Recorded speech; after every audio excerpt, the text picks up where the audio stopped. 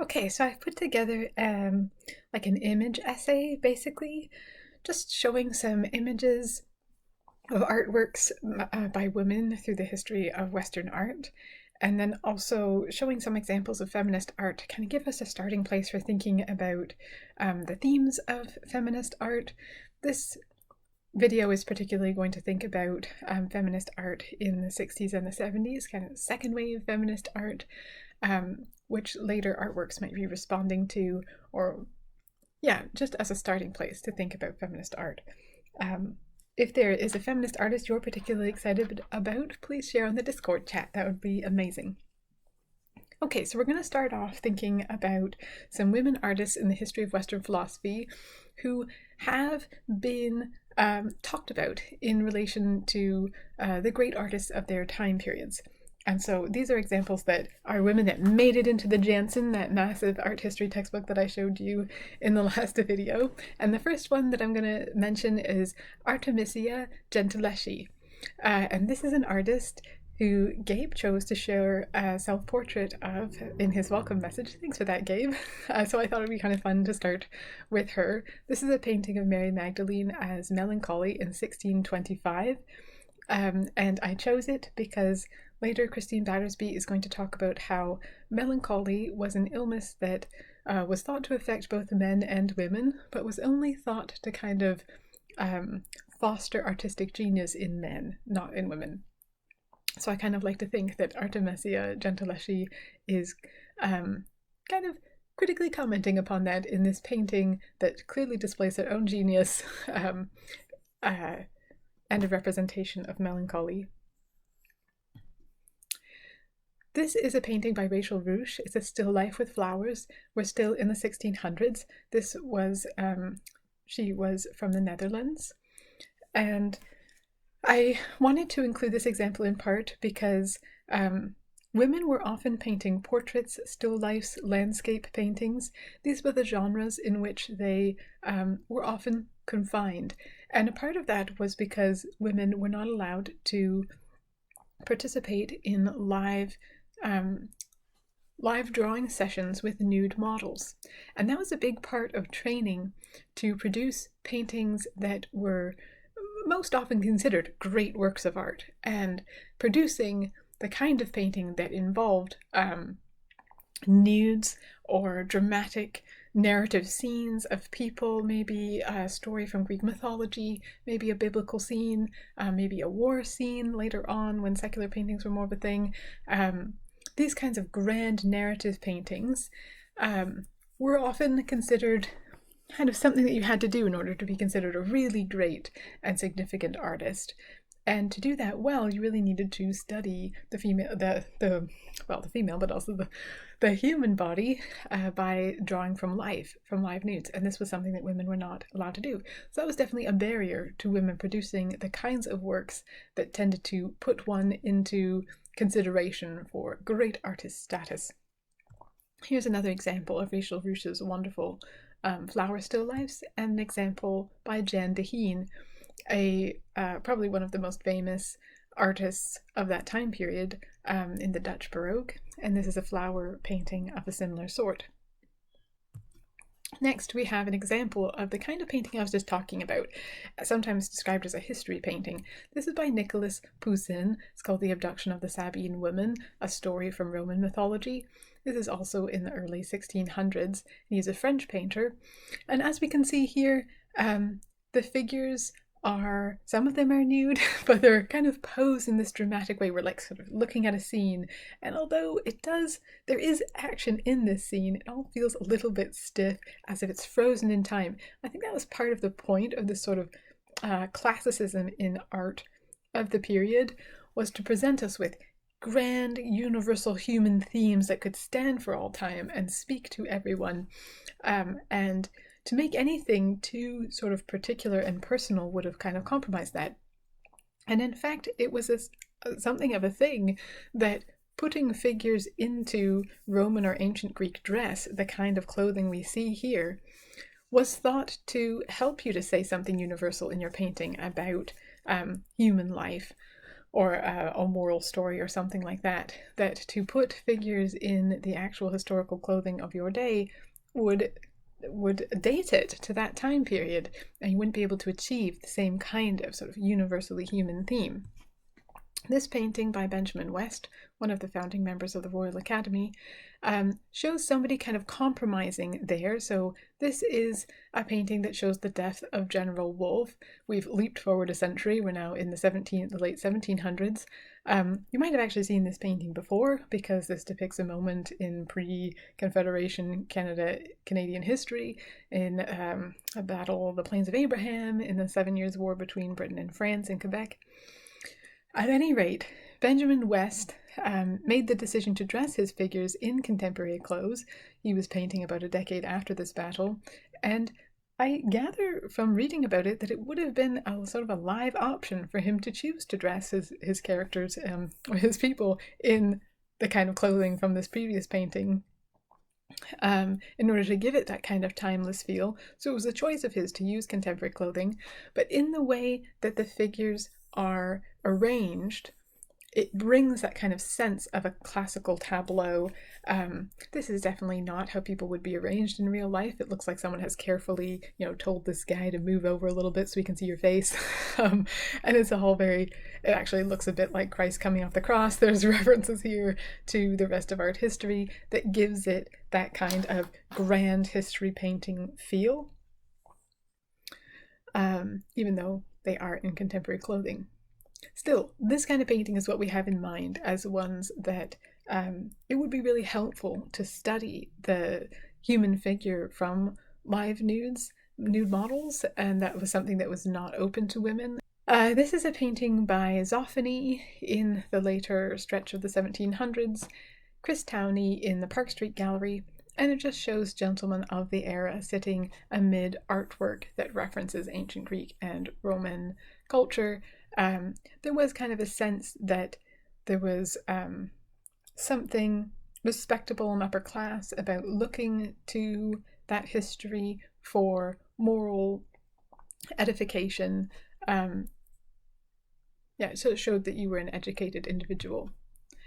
This is a painting by Zoffany that shows the founding members of the Royal Academy in 1772. The Royal Academy was an independent institution, although it was initially funded by the King of England, I believe. But at any rate, it was independent institution for fostering artists, and so it was a school, and they had a yearly exhibition. It became an important force in the art world. There were 2 women who were members at the start of the Royal Academy, but the painting that Zoffany made to commemorate the occasion, he situated it in the studio with 2 nude male models, and of course women wouldn't have been allowed in that setting, and so instead he has given them to us as 2 portraits on the wall, which is kind of ironic and a little bit sad. So these women are actually artists, but here in this painting they're put in the same position as women typically were, which was as the subjects of artwork, represented in artworks, but not the ones making them. One of those women was Angelica Kauffman. This is one of her paintings called Design from 1780. I really love this painting. It has this wonderful neoclassical look to it, and we can see here a use of this kind of classical dress to evoke a timeless theme. With the woman dressed that way, this is speaking of design and artistic work and creativity in a way that doesn't have a particular place. Of course it does, because it actually does reference a particular historical period, but it was at least taken out of her own particular time. This figure is not dressed, I think, at any rate, as Angela Kauffman would have been. I also like it because she's drawing from a statue, which would have been possible for women. Any kind of drawing of a naked male torso, I think, would have been a little bit unseemly, but still. Another very famous woman in the history of art is Elizabeth Vigée Lebrun, a French painter. She did several portraits of Queen Marie Antoinette, and I believe when the revolution happened she had to get out rather quickly. This is Marie Antoinette in this painting. I really love this self-portrait with her daughter that she did, so I included it. This is Rosa Bonheur, The Horse Fair, in 1855. Another just really remarkable painting. I think this is her most famous. She did many paintings of cows and horses. She was one of the preeminent painters of animals in her day. This one is by Bertha Morisot. I'm not sure of the title of this one, but I think it would have been in the late 1800s. She was in the mix with other Impressionist paintings. She married Manet's brother, for instance. Women artists are often introduced by their connection to male artists. I just did it again. Anyways, I really love this work as well.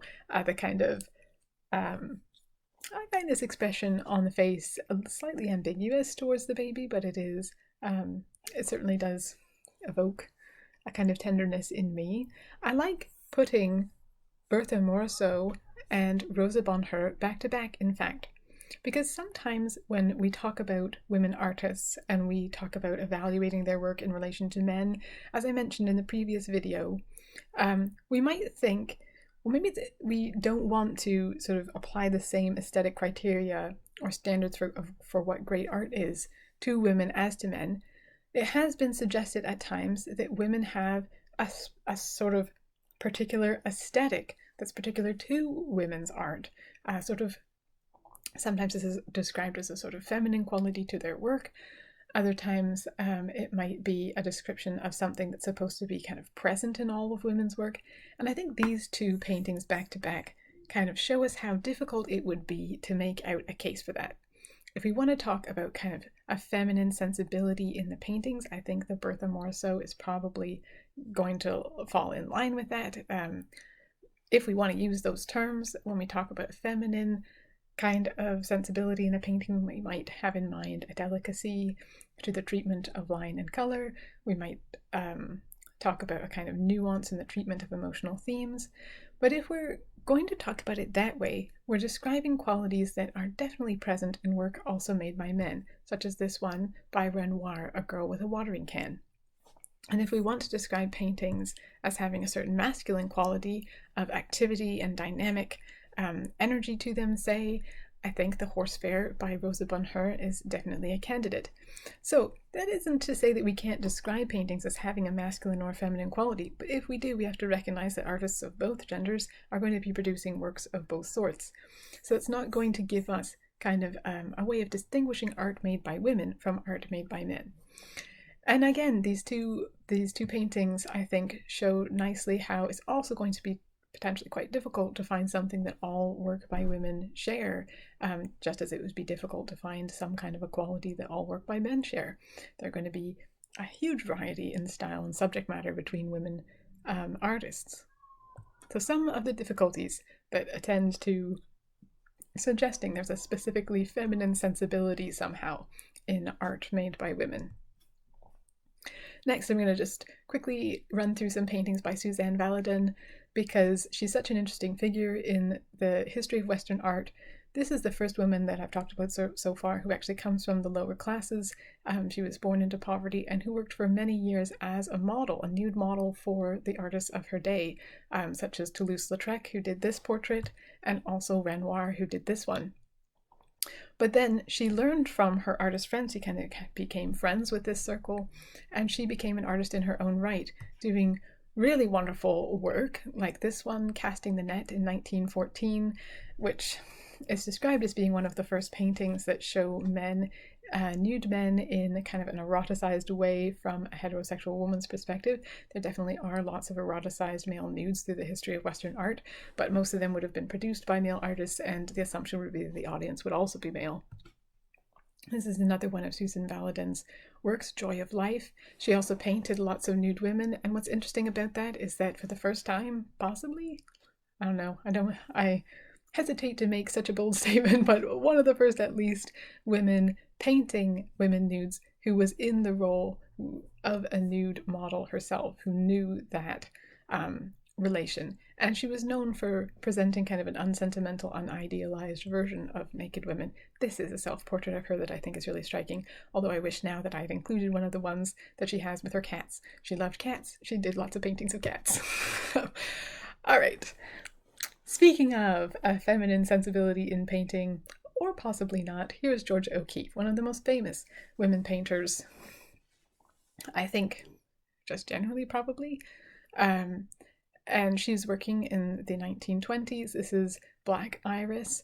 So Georgia O'Keeffe, I have read, did try to distance herself from descriptions of her work that attributed to it a specifically kind of feminine sensibility, or who talked about her works as having a sexual meaning.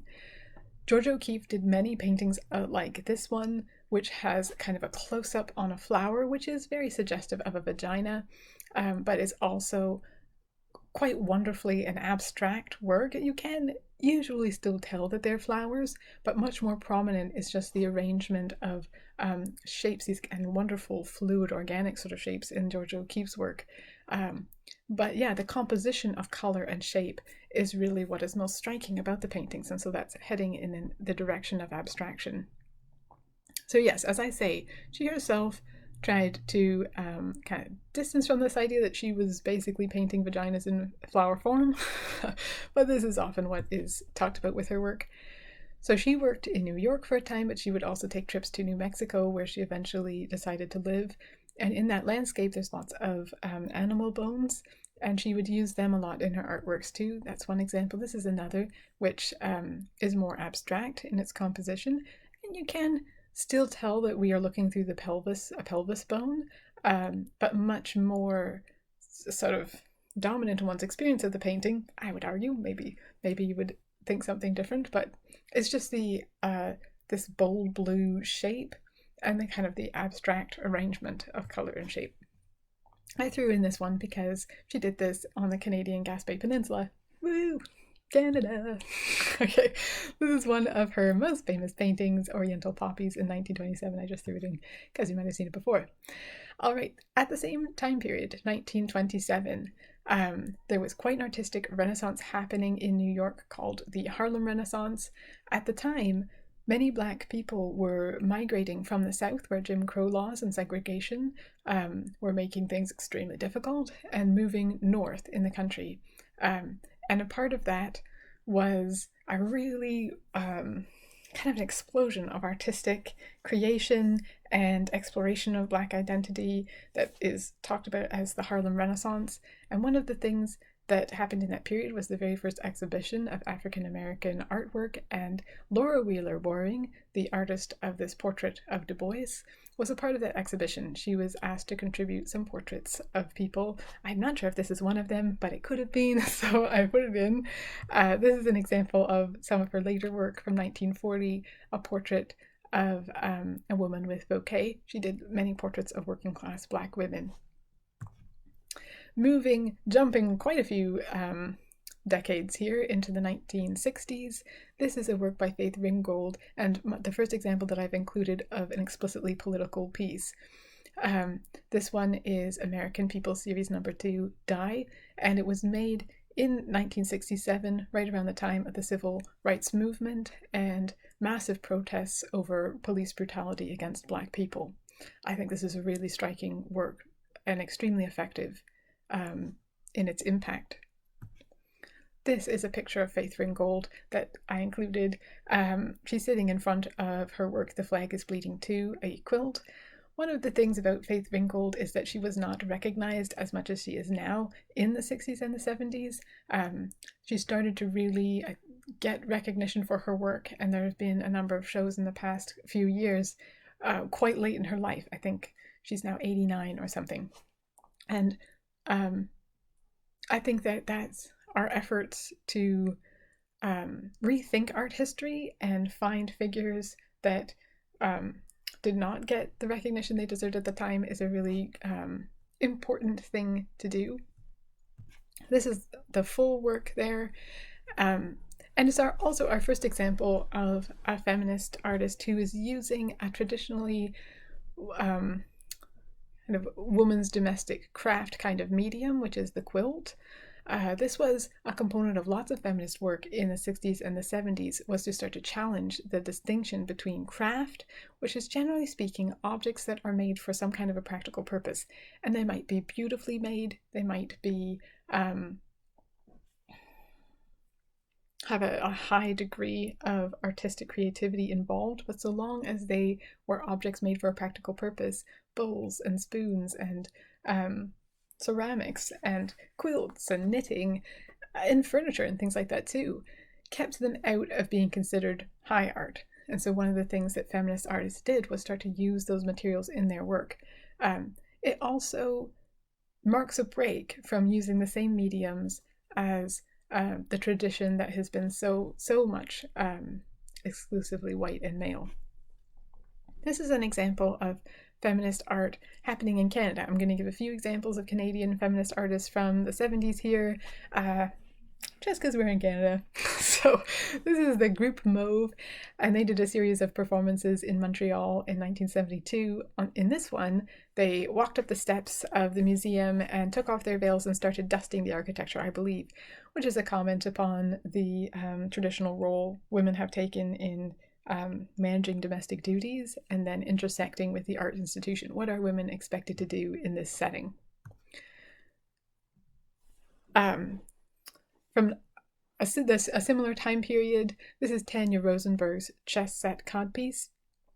So this work was a part of a show that was put on in response to the Winnipeg Art Gallery putting on a show. In 1975, the United Nations declared it to be International Year of the Woman, and in celebration of that, the Winnipeg Art Gallery put on a show, I think it was called Images of Women, and it was pretty much all paintings of women made by men. And in response to this, a group of feminist artists kicked up a hue and fuss, and they were allowed to put on a parallel show called Woman as a Viewer, without very much support from the gallery, but it did go ahead, and this is one of the pieces from that show. Another one was Phyllis Green's Boob Tree, which turned out to be one of the most famous pieces from the show, the crocheted boobs. It's just really kind of irreverent and playful. Works of this kind from this era have been criticized for kind of essentializing women and women's artists. So this work, in drawing attention to women's anatomy, boobs, breasts, is kind of presenting our idea of women as defined by those kinds of biological features, or those kinds of bodily understanding of what a woman is. And so they did come under some criticism for that, but I think we can still appreciate the kind of playful irreverence of works like this. There's something wonderful about the Boob Tree. Sorrel Cohen's work here, in kind of a similar vein, is taking aspects of domestic labor and moving them into art production and into the gallery. So in this work, we have pictures of her making the bed, and there is a suggestion of kind of painterly brush strokes in the way that the blurring of the image happens, but the content of the work, and indeed the labor that went into making a bed, is kind of turned here into a medium of artistic production. So further kind of contesting the division between artistic activity and domestic labor as it's been traditionally understood. This is Evelyn Roth videotape car cozy in the 1970s. She took the tapes out of videotapes and crocheted them. Also wonderful, I think. And I've got a few artworks by Joyce Wayland. This one is called O Canada and is a print based upon her applying lipstick and then kissing a sheet of paper as she sang the national anthem. This is her work Heart On, possibly my favorite work by her. And I just love the title, Heart On, kind of a play on words there, and the suggestion of blood on the sheets. There's intimacy here, a kind of messiness, but also a kind of joy, a suggestion of menstrual blood and possibly blood from giving birth. Yeah, wonderful. She also produced quilts. I Love Canada, J'aime le Canada is one of them, as is Reason Over Passion. This is a quote from the newly elected Trudeau. This work is a very famous work of feminist art from the 70s. This is Judy Chicago, The Dinner Party. And this work took 6 years to make with the help of many volunteers. And it took, I wrote down the figure, $250,000. So it was a big work, and it takes up a lot of space too, this installation, and it received a lot of attention, a lot of publicity, and a lot of foot traffic. Lots of people came to see this show. It was really successful. So what is the idea behind Judy Chicago's dinner party? Well, we've got a table here in a triangle, and there's a series of place settings. How many in total? 39 settings in total, and each of them is set for an important woman through history. And of course, which women are considered important is filtered through Judy Chicago's perspective as a relatively privileged white woman.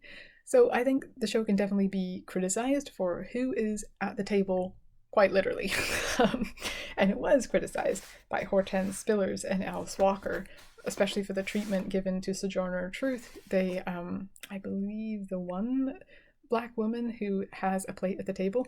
Each table setting has an embroidered runner, a painted porcelain plate, and a goblet, and gold cutlery, I believe. And each of the plates has an image on it that suggests a vagina and is tailored to the different women at the table. I'm going to read a quick quote from Judy Chicago about her inspiration for the piece. It comes from having attended a dinner party, which really reminds me of some of the experiences that Adrienne Rich talks about. So this is Judy Chicago. She says, "The men at the table were all professors, and the women all had doctorates but weren't professors. The women had all the talent, and they sat there silent while the men held forth. I started thinking that women have never had a Last Supper, but they have had dinner parties." So the idea is to give the women of history, important women of history, a chance to sit together at a table. I wanted to show us just quickly, I'm going to pop it up here.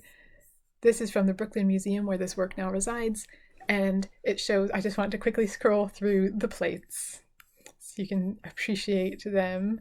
This is Sojourner Truth's plate, and it came under criticism from, as I say, Alice Walker and Hortense Spillers for the fact that it has 3 faces but not a vagina like the other plates.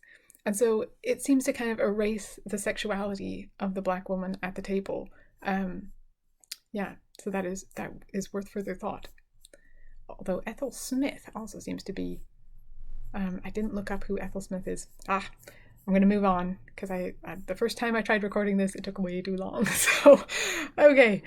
Just like a couple more artworks to throw in there to illustrate the way that kind of a popular theme in feminist art is the body, women's relationship to the body being an object of disgust or not valued as highly as the mind in that pair of opposites, the mind and body, and women have typically been associated with the body and men with the mind. This work by Janine Antoni is called Lick and Lather, and she cast busts of her own head in chocolate and soap. The soap one she took into the bath with her for several hours and washed with it, and the chocolate one she licked to kind of efface the features of the figure. And she has wonderful descriptions of this work and the kind of really complex themes it brings out about our relationship, or her relationship to her own body, her own image, and the kind of tenderness that was involved in making the work that at the same time was kind of erasing the features of herself. There's a detail of Lick and Lather, or bathing with it. This is the information for Jess Dobkin's work, Lactation Station. We're into the 2000s here. And I wanted to show this one because, again, it's like focusing on themes of motherhood and lactation. This is her. The idea of Lactation Station is that, let's just go back here and read it. Audiences are invited to taste samples of pasteurized human breast milk donated by new mothers, inviting a dialogue about trust, risk, taste, culture, and bodily fluids. All right, so here's some other stills from the event there. Okay, so that was a brief kind of photo essay of just a starting place in feminist art. By no means exhaustive, but I just wanted to start somewhere. I'm going to stop here and pick up again with talking about the Flaming Apron, which was a craft store in Quebec, I believe, and a really interesting anecdote that illustrates some of the tensions within feminist art.